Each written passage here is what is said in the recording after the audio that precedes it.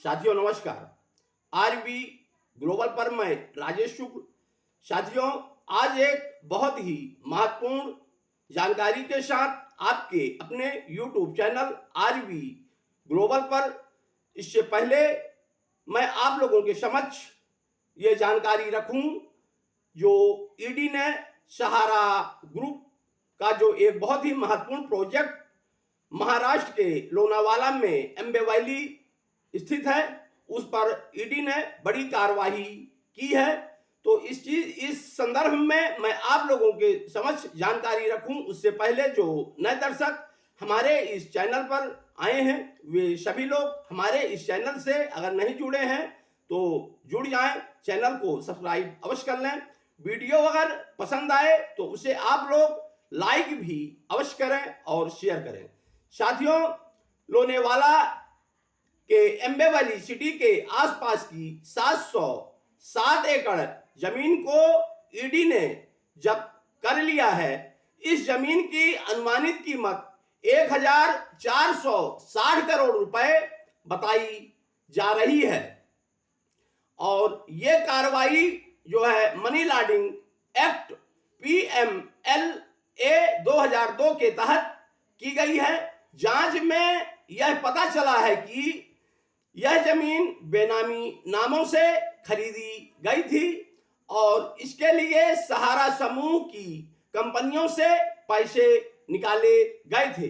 ED ने यह जांच ओडिशा, राजस्थान, बिहार पुलिस द्वारा दर्ज FIR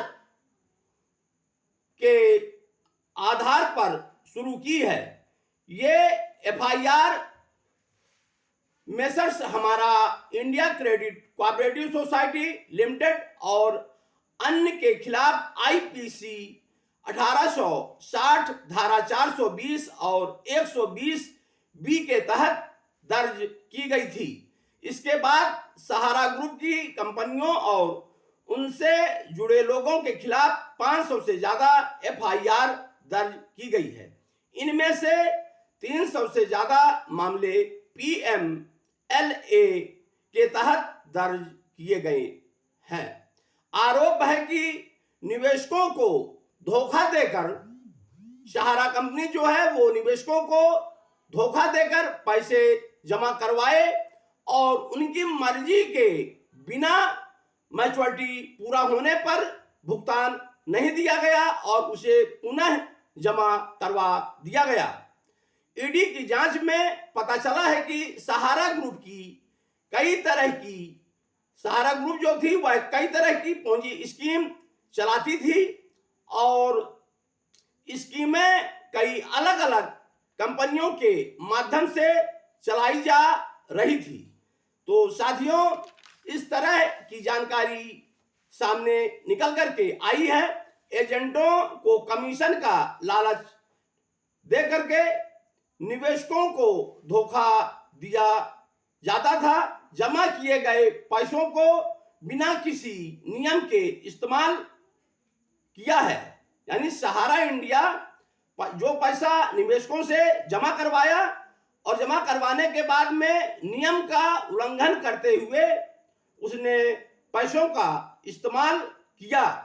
निवेशकों को इसकी कोई भी जानकारी नहीं थी। जमा किए गए पैसों का कुछ हिस्सा बेनामी संपत्ति बनवाने, निजी खर्चों और शानदार जीवन शैली के लिए निकाल लिया गया। जांच में यह भी पता चला है कि सहारा समूह ने अपनी संपत्ति भी बेची है और संपत्तियों को बेचने के बाद जो पैसा मिला है वह नगद तौर पर कंपनी को प्राप्त हुआ है। कंपनी ने अपनी संपत्ति बेचने के बाद में नगद में भुगतान प्राप्त किया है। इस तरह से निवेशकों को उनके हक से वंचित कर दिया गया। इस तरह की जानकारी मुझ तक पहुंची है और जो मुझ तक जानकारी पहुंची वो मैं आप लोगों के समक्ष रखा।